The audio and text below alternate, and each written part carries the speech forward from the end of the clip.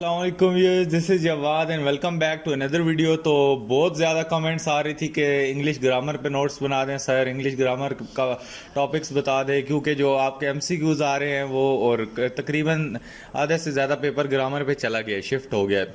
तो अभी हम टॉपिक डिस्कस करेंगे जो कि आपको ना कि तो आपकी उन बुक्स में हाईलाइट हुए हुए मिलेंगे, और अगर आप अपनी बुक को पढ़ते हैं तो उससे मिल जाएंगे आपको, उसमें कोई मसला नहीं है, आप उसको ही फॉलो कर सकते हैं। तो सबसे पहले ये जो ट्रांसलेशनल डिवाइसेस है, ये मॉडल्स पेपर में भी इंट्रोड्यूस कराया गया। तो आपने identify and recognise the function of translational devices of coherence and cohesion.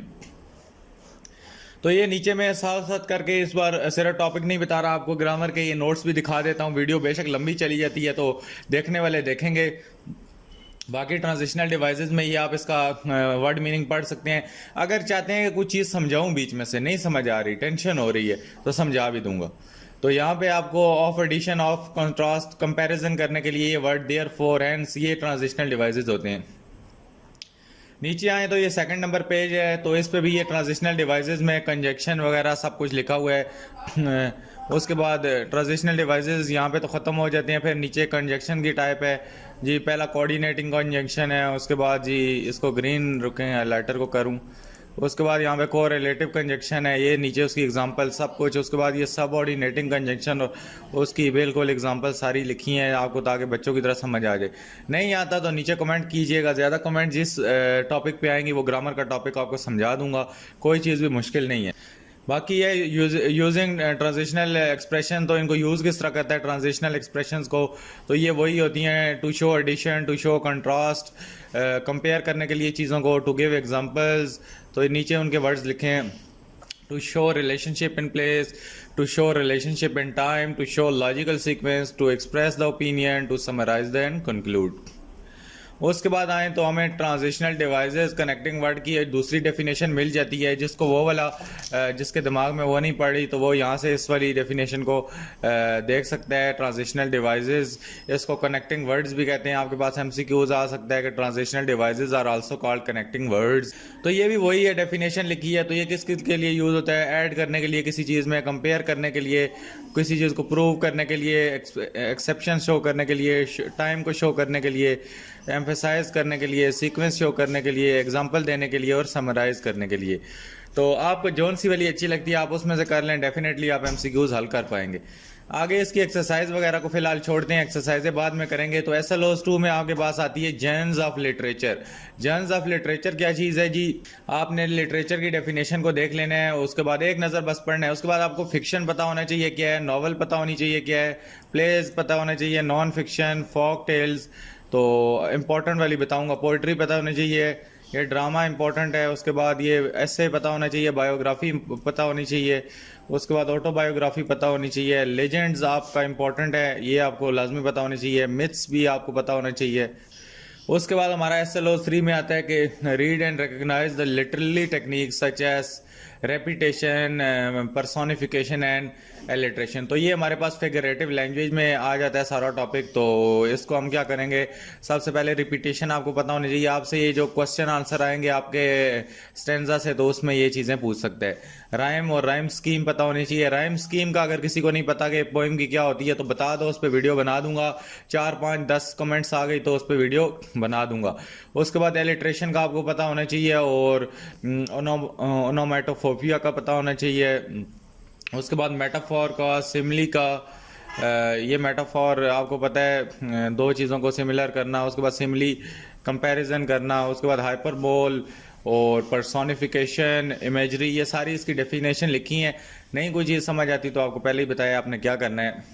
तो उसके बाद यहाँ पे इमेजरी की आपको ये देख लें, ये इंपॉर्टेंट है। उसके बाद सिम्बोलिज्म देख लें और ये कॉमन एग्जांपल ऑफ सिम्बोलिज्म, आगे नीचे एग्जांपल दे के सारी चीज़ें समझा दी गई हैं। नीचे चलते हैं, एसएलओज 4 पे आपने किस चीज़ पे फोकस करना है? Context clues. आपने देखा होगा एसएलओज पेपर जो आए हैं उसमें कॉन्टेक्स्ट क्लूज के भी एमसीक्यूज आते हैं। तो ये सारी उसकी डेफिनेशन है कॉन्टेक्स्ट क्लू की कि ये होता क्या है। नीचे ये सारा हिंट्स वगैरह होती हैं जो चैप्टर्स में, इनको कॉन्टेक्स्ट क्लू कहते हैं। तो ये नीचे इसकी डेफिनेशन लिखी हुई है, इसको आपने पढ़ लेना है। वीडियो बेशक पॉज कर लें और उसके बाद एग्जाम्पल क्लूज को आपने देख लेना है। और उसके बाद सिनोनिम और रेस्टोरेंट क्लू, तो उसके बाद यहाँ पे हमें कॉन्स्ट्रॉट और एंटमेंट क्लू को भी देख लेना है। इनको एक एक बार पढ़ लेने हैं, इनके एमसीक्यूज, ताकि आप हल कर सके कोई भी आ जाए तो।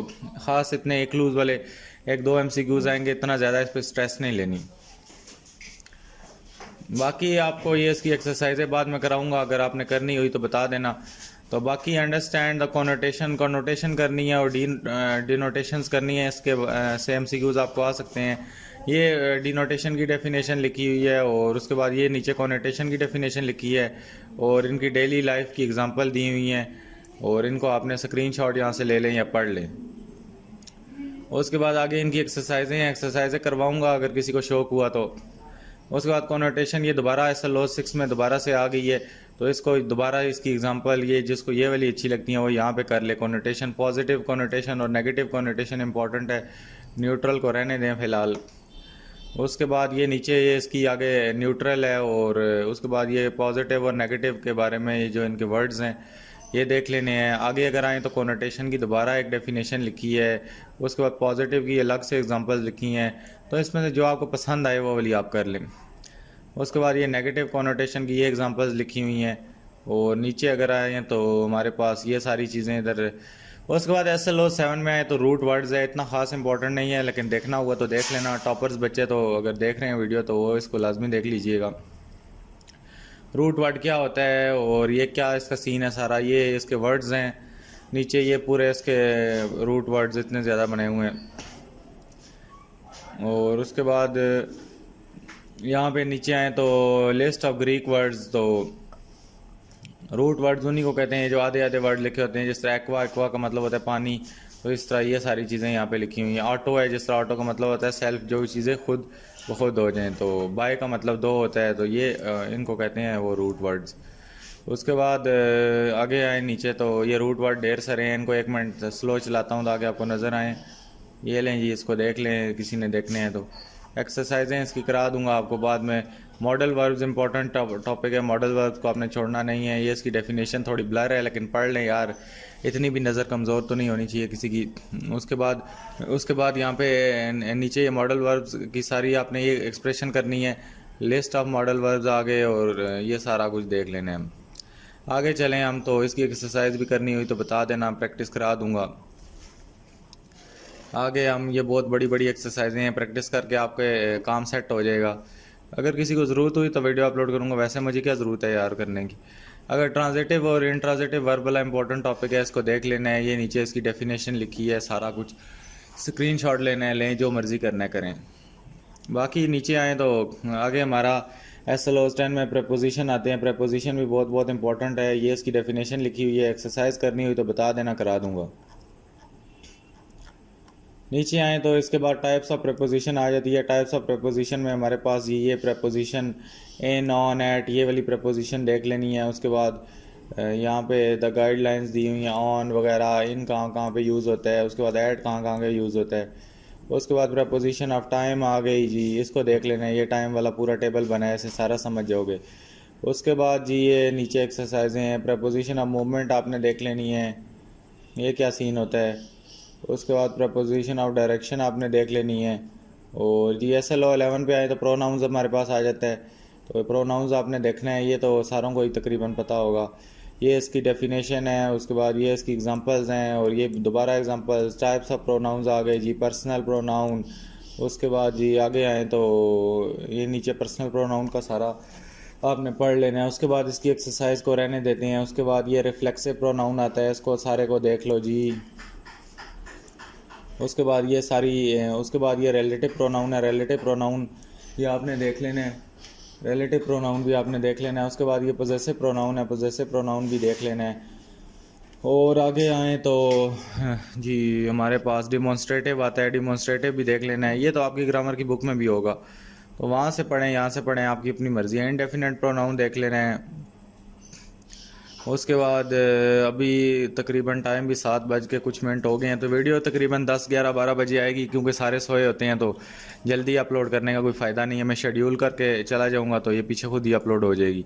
इंट्रोगेटिव प्रोनाउन है, उसके बाद रेसिप्रोकल प्रोनाउन है, इसको देख लेना है। तो इनमें से कुछ समझना चाहते हो तो वही बात है, कमेंट्स ज़्यादा करोगे तो समझा दूंगा। अब एक बंदे के लिए पूरी वीडियो इतना टाइम ही नहीं है, सच्ची जो बात है। एमसीक्यूज़ भी शेयर करने हैं, इसके बाकी भी चीज़ें शेयर करनी है, तो फिर अगर ज़्यादा डिमांड हुई तब बनाऊंगा।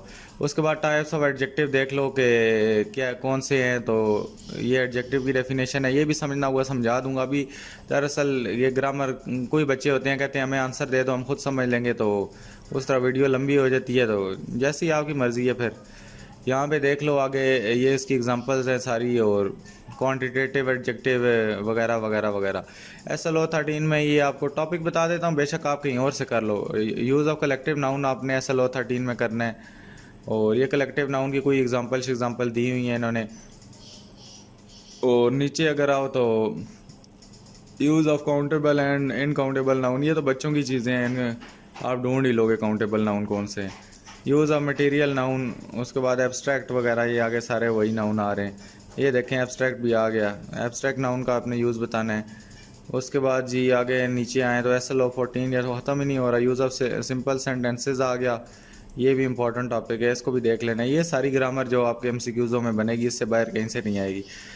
अब ये तो नहीं कह सकते कि 2-3 ग्रामर के टॉपिक बता दें, टॉपिक सारे बता रहा हूँ, जो दिल है प्रिपेयर करो, नहीं है तो अपनी मर्ज़ी है। फिर ये कंपाउंड सेंटेंसेस वाला भी देख लो। उसके बाद ये कॉम्प्लेक्स सेंटेंसेस, ये तो सारे बच्चों ने किए होंगे, कॉम्प्लेक्स कंपाउंड, तो ये नीचे इनकी डेफिनेशनें लिखी हुई हैं। उसके बाद 15 में यूज़ ऑफ एडजेक्टिव फ्रेज़, जी यूज़ ऑफ एडजेक्टिव फ्रेज़ को भी देख लेना है, और ये इसकी नीचे डेफिनेशन वगैरह सारा कुछ लिखा है। और उसके बाद ये इसकी एग्जांपल्स हैं एडजेक्टिव फ्रेज़ की सारी। उसके बाद नीचे आओ तो ट्रांसलेट इनटू उर्दू वाले बाद में बताऊंगा ये सारा कुछ। तो उम्मीद है यार वीडियो अच्छी लगी होगी, तो चैनल को लाजमी सब्सक्राइब कर दिया करो इसी तरह की, ताकि वीडियोस लाता रहूं। तो मिलता हूं किसी और वीडियो में। और जो चीज़ें, जिस चीज़ पे वीडियो चाहिए आपको, ट्रांसलेट इनटू उर्दू में चाहिए, लेटर पे चाहिए, एप्लीकेशन पे चाहिए, ईमेल पे चाहिए, उसके बाद जी क्वेश्चन आंसर पैराग्राफ से कैसे ढूंढते हैं, उसके बाद स्टेंजा के क्वेश्चन आंसर की चाहिए तो चारों स्टेंजा के सारी पोइम्स का बता दूंगा। और भी बाकी जो जो कुछ चाहिए, पेपर में कोई मसला परेशानी है, किसी ग्रामर का कोई टॉपिक समझना है तो बता दो। अभी वक्त है, आज का दिन पूरा पड़ा है आपके पास। कल भी सुबह 5:30 बजे अगर उठते हो तो बहुत टाइम है आपके पास, 8 बजे तक तो बना दूंगा वीडियो, कोई बात नहीं है। अल्लाह हाफिज़, टेक केयर।